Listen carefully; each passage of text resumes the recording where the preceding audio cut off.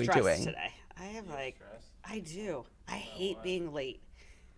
Jessica Rose f***ed me because I did because because I get panicked when I'm supposed to have when I'm supposed to travel somewhere. Let me take a step back. Jessica Rose has a tough job because I'm trying to shove 2 weeks of work into 6 hours of a day. So she's screwed. Like, she's absolutely screwed because I'm like, why can't this extra meeting fit? Jessica Rose is also screwed because then I bomb on 16 more meetings after I've been like, yeah, that looks good. And so that's different. Then the third thing is I get mad at her, rightfully so. This one is it's like a check in my column, which is Jessica Rose. I'll be on like 34th Street in Midtown, and Jessica will be like, it's 6 minutes later, you have a meeting in Brooklyn. And I'm like, that just can't happen. Yeah. And so today on my calendar, I had a doctor's appointment, and then Jessica Rose had me in a meeting right after, and I'm like, I can't physically do that, and then I get mad. Okay, that makes sense. I get it. I That's understand. fair. I try to make sure So I give you time. today we had a travel time block and a one-on-one blocked over the travel time block. Got it. And then the FDR was a disaster, which is also not your fault. Okay.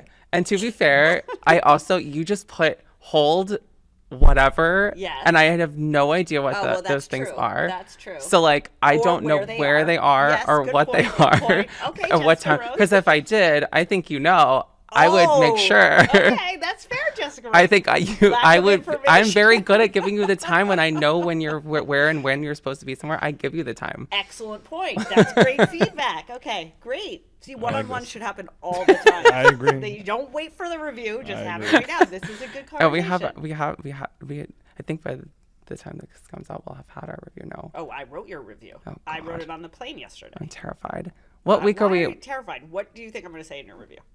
I don't know. I've only had one. My last job was the first time that I ever had like an actual, like sit down. Like, here's what you're doing good. Are you and here's nervous? What you're not. Are you going to show up to it prepared? Yeah. You got to be like, here's what I've done. Here's what I need more from you. Not just from me, but totally, for yeah. everybody. I had have ChatGPT write it. It was awesome. Yeah.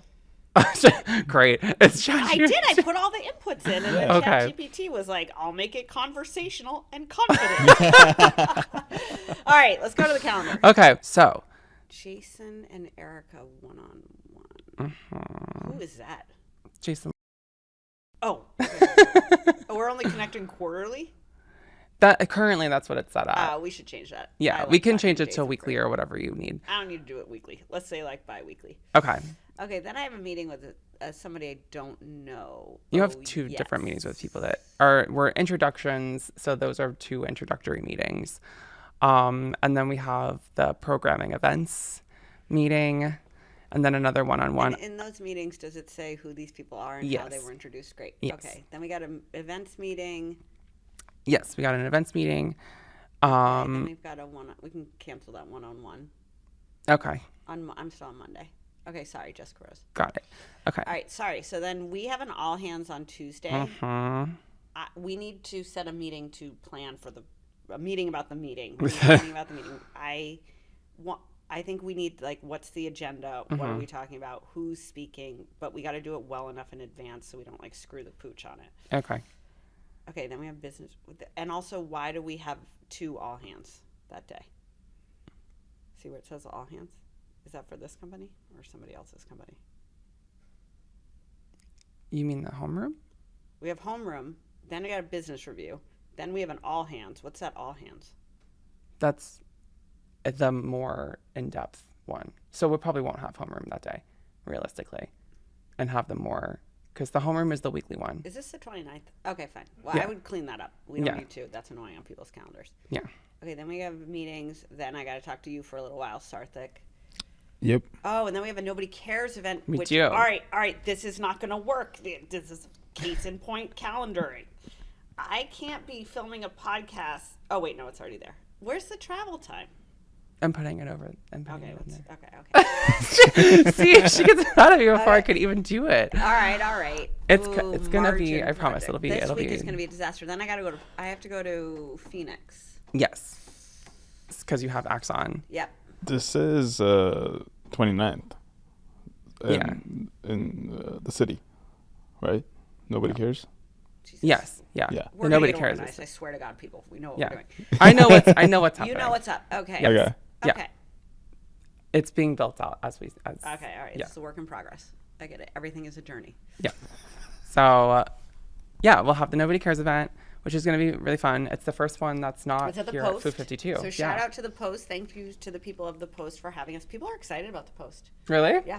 You're getting good feedback? Great feedback. Awesome. And the new look looks good. I think it looks Yeah. good. It has That was higher great. energy. We had Yeah. a graphic designer she redesign did a everything, great and job. it looks really, really good. Okay, great. So yeah, that is the Tuesday. And then the following day, you have a big project meeting Yeah. for like the majority of the day. Yeah. We're filming another We're gonna need episode. food at that. Okay. And then, yeah, we have a regional expansion strategy meeting. Okay, so that day I think I'm flying out. So I think we're going to need to move Yeah, this and a it's couple probably other gonna have things. to shift, and but- then, Would we have to move the pod?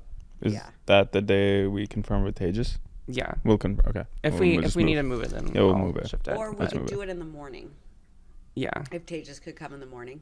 Yeah. I think I'm going to need to leave after the margin meeting. Once I get the flights, I'll Okay, fine. reconfigure. Okay, fine. Yeah. Okay, so then the next day is kind of random because I'm in Phoenix, so I can do a bunch of calls. Then I Yeah. have a NomGov committee meeting. Then we have a board dinner. And I'll probably, those things will also come off Okay, great. potentially. Okay, that sounds great. So yeah, it's Thank you. mostly, it's like half We're in the stuff thick here of and then it. half stuff in Phoenix. Okay, that's Yeah. great. All right, thank you, Jessica Rose. I appreciate it. Thanks, Erica.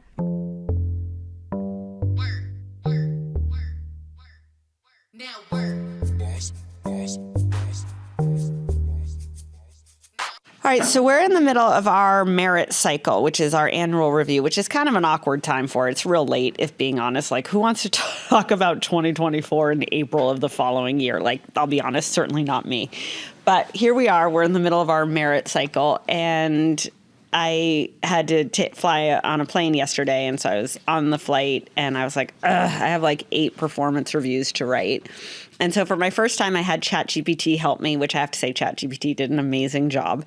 But one of the things I've been thinking about in the review cycle is I think it's really easy as a manager to be like, here's what I think. Here's what my point of view is. Here's where, I think so-and-so is doing great and the things they can improve on and the things I'd like to see in the future. And I actually think a review is really incomplete unless you ask for feedback from other people. And because I think we all kind of live in our own echo chambers all the time. We are obviously in echo chambers online. I think people also get caught in echo chambers at work where you tend to habitually talk to the same people every day.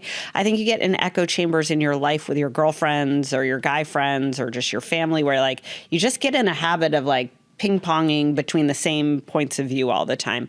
And I think that actually makes you biased, and I think it skews it skews feedback.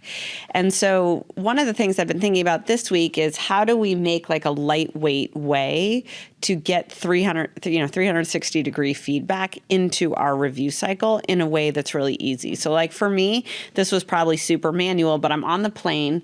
I sent, 5 emails that was like, hey, how was it working with so-and-so this year? Like, what went great? What didn't go so great? Where do you think there's areas for opportunity? What could I be doing better as I think about growing and managing this person? And I've only gotten one bit of feedback from that, which is actually interesting. I had one person, I woke up this morning and had like 10 emails from one person because that person really thoughtfully responded to all my asks for feedback. But it was super helpful, and the reviews are going to be that much better by virtue of that person taking 20 minutes. I doubt if it was more to give feedback. So I just would, I don't know that most companies are going through performance reviews, but I do think when you're thinking about giving someone feedback, or when you're soliciting feedback, or when you're thinking about a performance review or a performance-related conversation, just make sure you open up the aperture beyond the people you care about.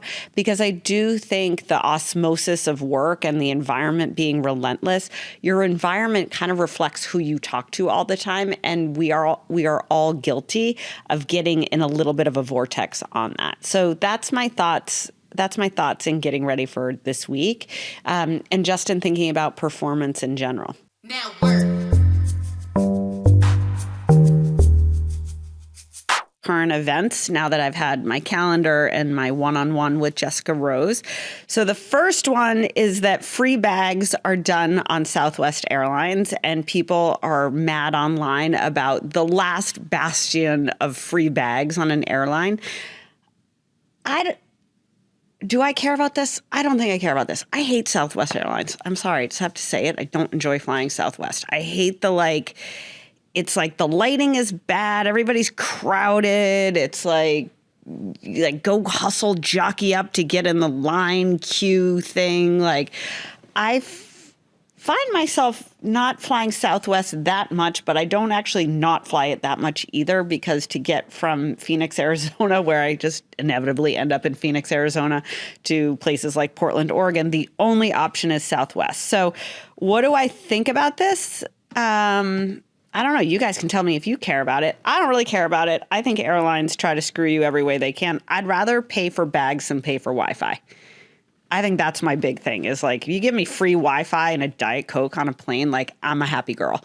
So I think, look, we're in a crazy time in the economy. You know, we're in a trade war. The tariffs are going crazy. Everyone is going to try to eke out every dollar from the American consumer that they can. And I actually have been thinking a lot about this, where I actually wonder if this is going to be the moment where people choose experiences over things, because the tariffs are going to make things so unattainable. So sad for people who fly Southwest that you now have to pay to check your bag. I actually wonder if this makes like a point. You know, I don't know that Southwest is that much cheaper than any other airline. I have to give JetBlue a big shout out. I love JetBlue. I think JetBlue made an amazing transition from like a low cost carrier to JetBlue is my number one choice to fly. Seriously? Top. Since when? Like this year. I love JetBlue. I've only flown JetBlue, I think, once, and that was either this year or end of last year. I feel like from the Atlanta. planes are nice. The Wi-Fi is free. It's easy to log on. Like if you can get a Mint seat, it's like an awesome seat. It's not that expensive. It's not like flying first class on Delta, which is like you have to like mortgage your home. Yeah. So I probably shouldn't be talking about the airlines because the ad salespeople will be mad at me, but that's my take on the airlines. I do love Delta too. I do love Delta. That's why it's like, You're a Delta guy? Yeah. You're probably an Alaska guy. Alaska and Delta, those are the two. Are they related? No, they're not. But I think it's so funny how the airline family trees. I'm always like, who's related to who? They and might how? be in that way. Yeah, I don't know. I think they might be. They might I don't be. know. But No, I think United and Delta? Alaska are related. United and Alaska. Interesting. It's like I think it's NVIDIA and AMD. The CEOs are like cousins. Oh, really? Yeah. That's so funny. I didn't know that. Yeah. Jesus. What did their mothers do? That's smart. Yeah. We should try to get them on the pod. That would be great. All right. Our second headline is that Gen Z people do not want to get dressed for work. They have decision fatigue. They want to wear the same thing to work every day. They want to have the uniform so that they have less to decide in the morning. But people are saying this is like a dystopian effort for conformity and monolithicness, and everybody looks and sounds and talks the same at work. I think if you emulate Steve Jobs, you're like, ooh, the black turtleneck and jeans is the look. I would love to have a uniform at work. I often say this to myself. I'm like, I really would be better served with a uniform at work. My problem is I just like clothes and patterns and moods, and I don't know. I want to change my outfit 4 times before I go to work because I don't know who I feel like today. So I don't fault anybody for having a uniform at work. I think it's super smart. I spoke at this mom's event yesterday, and Joanne texted me or DM'd me on Instagram and was like, are you wearing pumps and a skirt? And I was like, oh my God, I am. Like, what's happened to my brand? So anyways, I think you got to feel who you are and where you are and what you are in that moment. And that's totally okay. But if it's easier for you to wear your like zip up blue vest and your blue checkered shirt and your khaki pants, then like, that's cool too. You should do whatever makes you happy at work. You should make work easier for yourself. And the one thing I will say is I don't love when everybody dresses alike just to dress alike. I think sometimes some individuality is great, you know? I don't want to look like everybody else I sit next to. Yeah. All right, so our next headline is that roughly half, so let's say between 40 to 55% of Gen Z workers say that they don't want to return to office because it means that they cannot binge watch their favorite TV shows. That's ridiculous. So Fortune just released a survey on April 1st. It had to be April Fool's. This is an April Fool's joke, Sarthik. This is not a real story. I didn't put it there. Jessica Rhodes. You fell for an April. This has to be an April Fool's story. It must be. If it was released on April 1st, you can't trust the internet on April 1st. Does it say anywhere?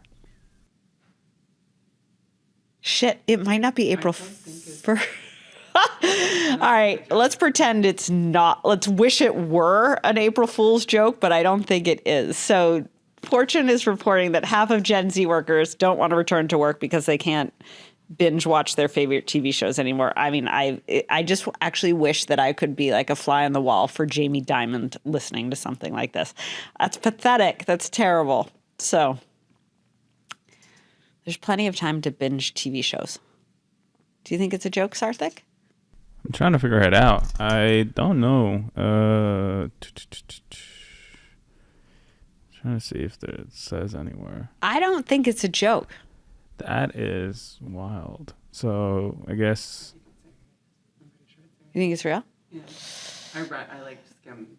All right. Well, I mean, imagine if you had time to just binge watch Severance all day instead of getting work done. Like, this is insane.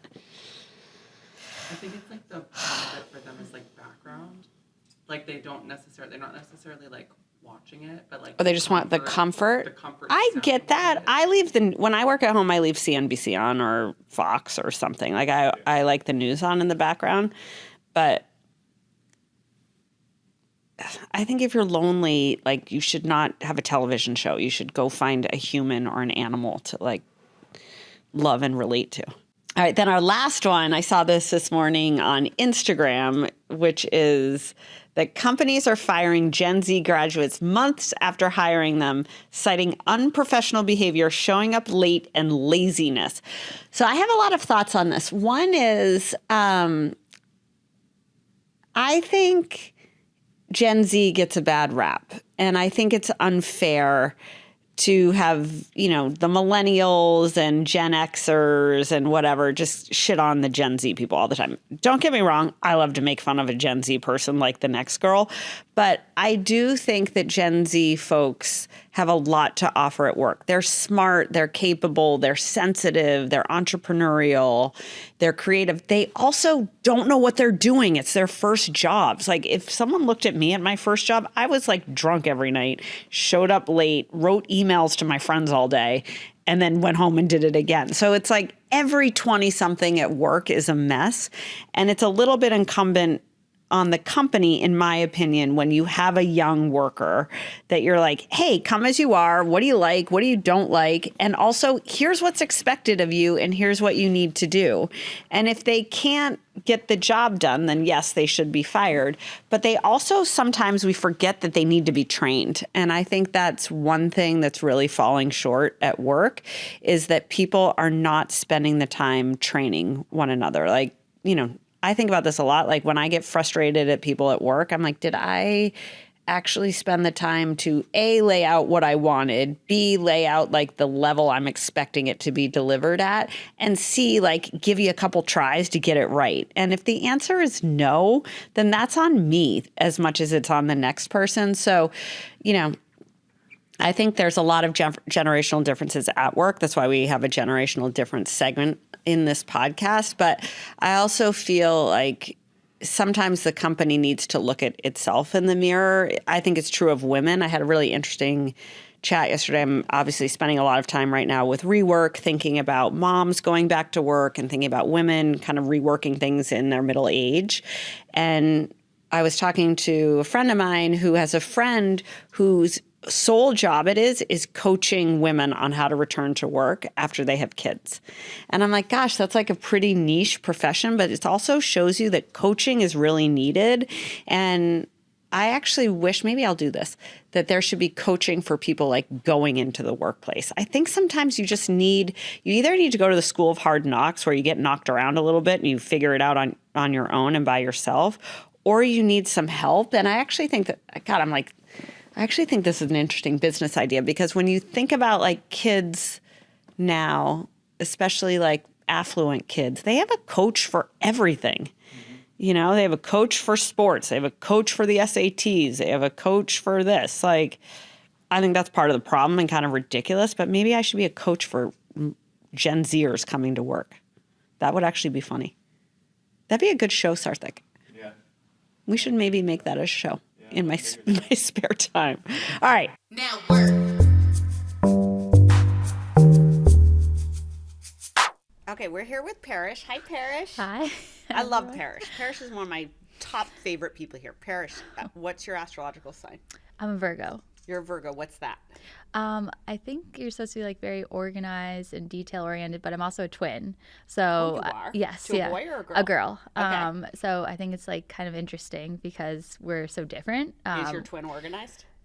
Yes, she's like more like drill sergeant y. Oh, really? Yes, but I feel like I'm organized in a different way. Okay. I do like to dot my I's and cross my T's, Yeah. but I'm not as like anal about it. I feel like so. I don't know about that. I just sat in a meeting with Parrish, and Parrish has like 0.02% My handwriting. handwriting size. It's like psycho. It's pre-crime, and then it's like everything is perfectly spaced. So I don't know. What month is a Virgo? September. Ooh, September. Okay. Yeah. And what was it like growing up as a twin? I actually loved it. I never felt like competitive with her. We're both Okay. like different. We did play the same sports and things, but we played different positions, which was really nice. And we have like different like things that we like, but it was always like having a best friend, Yeah, like built in. like built-in so, best friend. Yeah. So And do you live great. together? Are you still close? We both live in New York, Okay. and we're still very close. We did live together a little bit after college, which was Does really she look fun. like you? No, we're fraternal, so she has brown hair and she's tan. Okay. So totally different. So people always think we're like cousins or Okay. anything, but I loved being a twin. Is it just the two of you, or is there another We have a kid? little brother. Oh, so okay. yeah. Is he a terror? Yeah, I think he's been telling us like he's been having to go to therapy for Because of you two? Yeah, for like growing up with two older sisters. Where but are you from?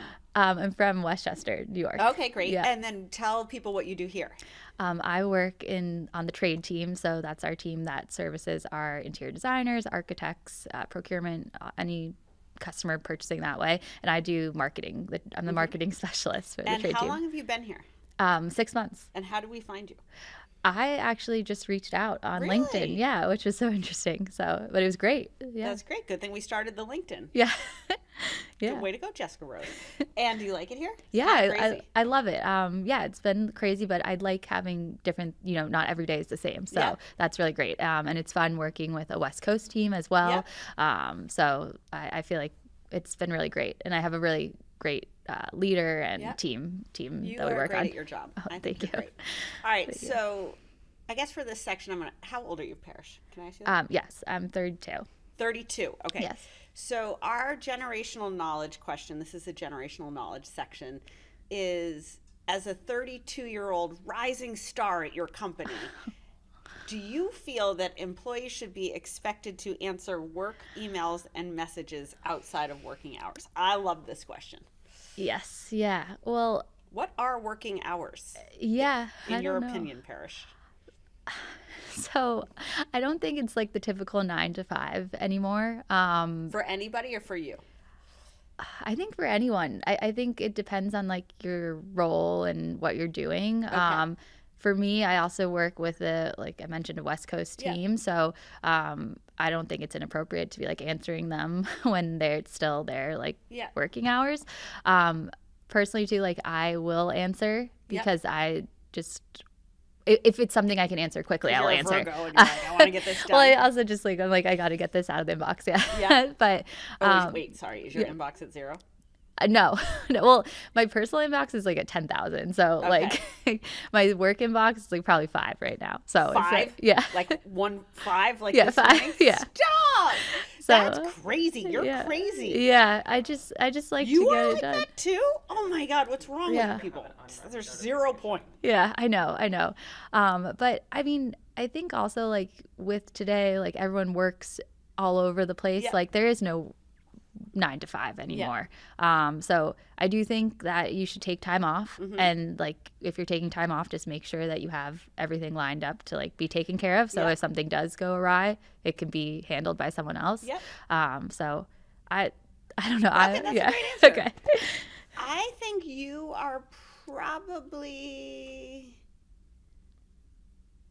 I don't know. I wonder if you're an anomaly, because I think it can go too far, right? And everybody knows the people that go too far, where you're getting spammed at 1 a.m. or 10 Totally. o'clock at night. And I think it can go too far in terms of creating new work product outside of work hours. I actually love the Google like schedule. Totally. Schedule send is amazing. Yeah. I do so much work on the weekends, and I try to be really good about Yeah. really good about like drop it at 8 a.m. Monday morning, which could also be seen as aggressive, but I don't think it's that aggressive. But I do think it's, I don't like when people try to ratchet up work outside of work hours. I always hated when I worked at big companies, like the Sunday night crowd of Yeah. like, let me show off and tell you how many emails I'm sending on Sunday night. I fucking hate those people. Yeah. But I do think that if stuff is happening, for example, if you had a designer or a commercial Totally. architecture firm that's like, we're in, Palo Alto and we need an answer on Yeah. this, you're like, it's 9 o'clock, I'll give you an answer on it. Totally. I think it's like just making sure you figure out the priority. And Yeah. like if it's like even if someone slacks me at 10 on the West Coast, like I can get back to them, but I might not get back to the full answer if it's Yeah. not a priority until, the next day. And I love the schedule send too. That has been Schedule send really is great. Yeah. I violate this a lot because the minute I get on the train, I start jamming emails. So like my only thing is I actually am not a late night person, but I will load you up. I load people up in the morning because I get my commute is so long, Yeah. and I feel like we're so busy at work that I'm like Yeah, all it's your my time email to- happens then, which people might not like. Do you not like that? What do you think, Jessica? Is? I don't really like have a preference, honestly. I think like whatever works. Like I don't, yeah, it never bothers me. I think it also, if it's like if I come in being like, oh, it might be a slow day, and then it's that, I prefer to be busy. So Yeah. Jessica Rose does a good job. Jessica Rose and I do a fair amount of work on the weekend. I feel like we're actually like, crazy. not like heavy work, but I always have some stupid question, and you answer me so quickly. I appreciate that. All right, that's great, Parrish. What's the greatest piece of work advice you ever got? Let's see. I think the greatest piece of work advice I got is just to make sure that you're connecting with people all the time, because you never know when that person might be helpful to you or you could help that person. Yeah. So I think it's just making sure that you're like connecting with everyone that you're working with, Great. and keeping in touch with them if you can. And what's your pet peeve at work? Pet peeve at work. When we run out of the pipcorn or Bajoran corn. It's Sorry. addictive. Yeah. Let's just do a small unpaid ad for Bajoran corn. Okay, it is the worst popcorn of all time. It is, your hands are Yeah. this disgusting yeast smelling. It's this disgusting smelling popcorn. Yeah.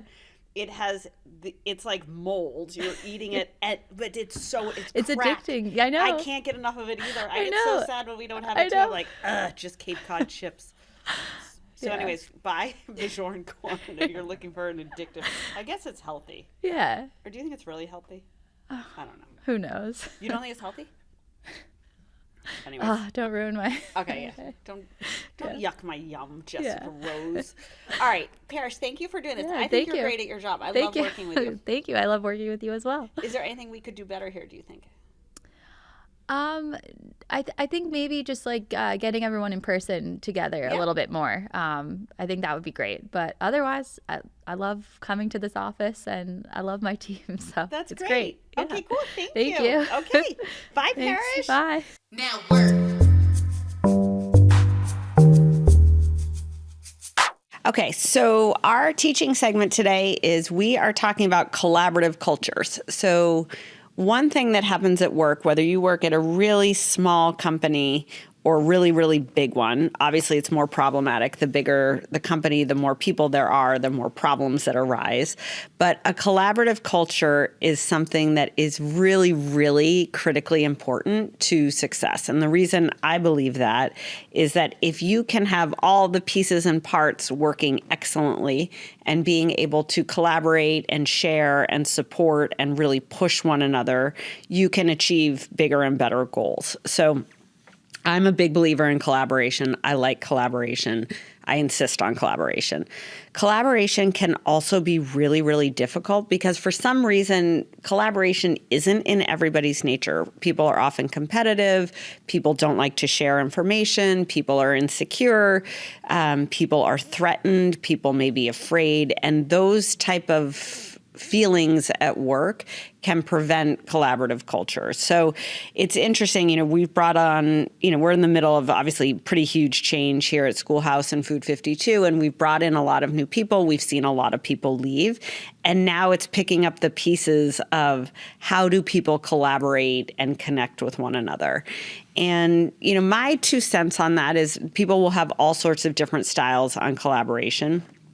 The first thing for great collaboration is what is the expectation of the goal?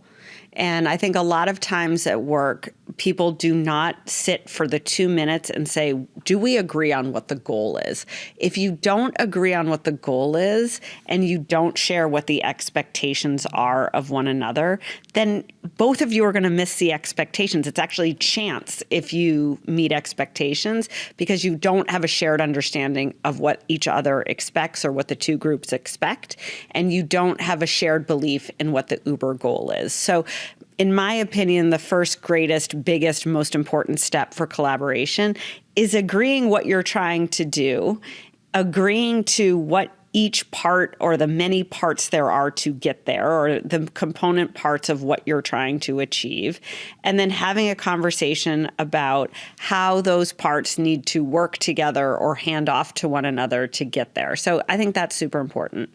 I think the next thing that's super important that people get lost, that gets lost at work is just make time to have the connection and the conversation. So much of work is just traffic. It's just traffic. It's movement. It's margin. It's conversations happening for 15 minutes or in 30-minute blocks. And you can lose sight of the bigger picture of what are we trying to achieve and how are we working together, or how are we knowledgeable about one another as we seek to achieve it. So I'll give you a good example. In our world, we're trying to build a lot of content, right? And then we're trying to bring that to advertisers. I can spend my entire day bitching at the content team about what is your sell-through percentage? What percentage of your show has an advertiser associated with it? And I'm not above that. I spend a lot of time doing that. And then I can have the next conversation an hour later with the sales team and say, what's our sell-through rate of this show versus that show and why? And both of those conversations, I think, are fine from an executive perspective. The goal I'm trying to share is we need to have a high sell-through rate of the shows we make, right? But what really needs to happen in order for that to happen is the content people and the advertising people need to get together and say, what do advertisers want? What's this show about? How could we customize what we're doing to make sense for a CPG advertiser or a retail advertiser or a food advertiser or a home goods or an electronics or a credit card or an airline or whatever that may be?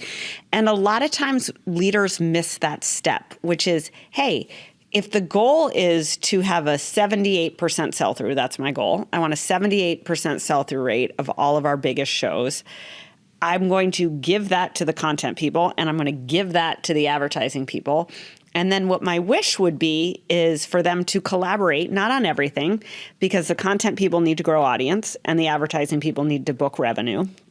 But there should be a connection point where the two come together and they say, hey, let's share ideas. Let's talk about what's working. Let's more importantly talk about what's not working, and really bringing people together to to take different types of brains, different types of perspectives, different experience, and different know-how, and put those to bear on the same problem in the same conversation in a way where both groups of people or both people leave with one alignment and a shared goal and a shared understanding of where things are, but also some really clear action items about how you can do your part to get there. So I think that's really important. I think it's really important when you're trying to work cross-functionally to make something happen. Another example, in our world, we had a round table with a bunch of really phenomenal commercial and residential designers today. Like, it was awesome. We learned so much. But what was interesting was that what our customers want and what we're building aren't exactly the same thing. Or what our customers want and how we bring something to market aren't totally synced up. And if our product design team and our marketing team and our trade partnerships team are going to be successful, they have to collaborate with one another. They have to say, hey, the people in San Francisco want everything to be smart. Or the people in the hospitality sector want plugs and everything. Or the people in residential design in the southeastern part of the US want beige mommy, right? Whatever it may be, those inputs need to go back into the company. The design team needs to think about them. The business people need to say, does that make sense? The design people need to say, does that work for our design aesthetic or our product vision? And then the collaboration is all coming together to say, hey, we're not doing beige mommy, but we are going to do smart design, or we are going to build particular products for hospitality. So I think that's a really good example of where collaboration can really help people win. The other thing I really like about collaboration is it forces everyone to elevate one another, and you kind of riff off of one another and can push one another. Collaboration rarely is successful with people who are lazy or disinterested, because then it's just paper pushing across a table and nothing happens. Collaboration also isn't really effective with people who are afraid, because then it's just rationalizing. Like, I had a call this morning about a company I'm on the board of, and I was like, look, like, it's just a lot of like, not my problem. It's that guy's fault. That happened before I got here. That's not collaboration, right? Collaboration is, what are we trying to achieve? How are we trying to achieve it? What do you have to do? What do I have to do? What does that person have to do? And then putting those things together to make something happen. So the more you can be clear on the goal, the more you can be aligned on what the standard is, and the more you can be accountable to your part of the problem or your part of the opportunity, the better things are. The other thing I hate on this, and then I'll shut up, is that I think a lot of times, like, I'm dealing with this. I literally was on the FDR for, I think, an hour today, which is not my favorite place to be. No disrespect to the FDR. I much prefer the West Side Highway, just as a side note. I love the West Side Highway. My favorite, I loved this movie called The Cutting Edge, which was like a great 80s, 90s ice skating movie. My boyfriend, Kevin Milligan, dumped me because he played hockey. And the whole story of The Cutting Edge, it was D.B. Sweeney's the actor, was that an ice skating guy from Minnesota like hangs up his hockey skates and becomes a champion figure skater. And Kevin Milligan didn't like that, which was fine. That was probably for the better. But long story short, there's a scene in the movie where they're driving on the West Side Highway, which, as a like kid growing up in New Hampshire, gave me the like most romantic view of New York City. So every time I drive down the West Side Highway, I'm like, oh, like, I've made it to New York City. I literally feel it every day. But anyways, that's a non sequitur. Why am I talking about this? What was I saying? You were talking about being stuck in traffic on your way to work, being on the board. So the other thing that happens, this is my last thing, and then the other thing that happens is, I think a lot of times it's like go to dad when mom says yeah, and when mom says no, go to dad. Or it's how siblings manage each other, which is like, at least in my kids, like, I've got one just bitches about the other constantly, and then the other complains about the other one incessantly. And that also happens at work, right? So like right now we are in like a kerfuffle of how are we defining margin, and how are we calculating drop ship revenue, and how are we doing this or that? And the commerce team is like, hey, this is wrong, this is wrong, this is wrong. but they're not having the conversation with the finance person in the same room where the finance person can say, it's right, it's right, it's right. Or they can say, hey, we agree to disagree, which is then you escalate it. Or let's come up with a compromise that works for everyone. Or let's have one point of view win. And I just think that's a good thing to remember if you are at work and you are trying to get something done, which is brokering the conversation, having a very focused conversation about what are you trying to achieve? How do you want to get there? What is each person's role to do that? That's super helpful. Alternatively, it's where do we disagree? Why do we disagree? And what do we need to do to come to the same understanding? So that's collaboration. Now work. All right, we're into strategery. I love this one. Today's strategery word, phrase actually, is as per my last email.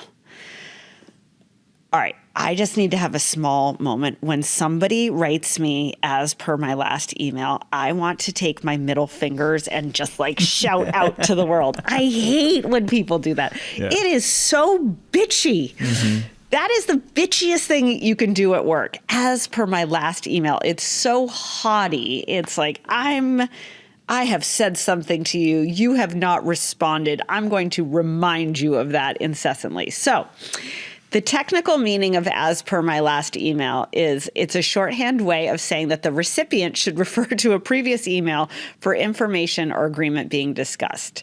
It's often used in professional context to avoid repeating information or to remind someone of a previous agreement or request. I disagree with all of that. I think as per my last email is just a way of being a dick at work. And you are saying, I told you something, I don't think you're getting your job done, and I'm going to remind you of that, and you owe me an answer. So while not inherently negative, some people perceive this phrase as passive aggressive or implying that the recipient isn't paying attention. I am one of those people. So what I would say is if you have sent somebody an email and they haven't responded, or you've sent a couple reminders and nothing is happening, maybe don't say as per my last email, unless you want to be like, fuck you, I'm annoyed. If you want to be like, fuck you, I'm annoyed, it's a great phrase. If you want things to maybe work out and get done, then you say, hey, I'm not sure if you saw what I sent you, just bumping it up, or, hey, I know you're busy, hoping you can grab me an answer on this when you can. So that would be my 2 cents about how do you not write as per my last email? I hate that phrase. Now work. All right, so that's it. It was a little bit of a choppy episode today, but good conversation on collaboration, good conversation on performance reviews, good talk about do not send the per my last email. I hate when people do that. And we will see you back here next week. Thank you for listening. If you feel so inspired, you can leave us a rating or a review. It matters a great deal, so we appreciate it. And we will see you back here next week.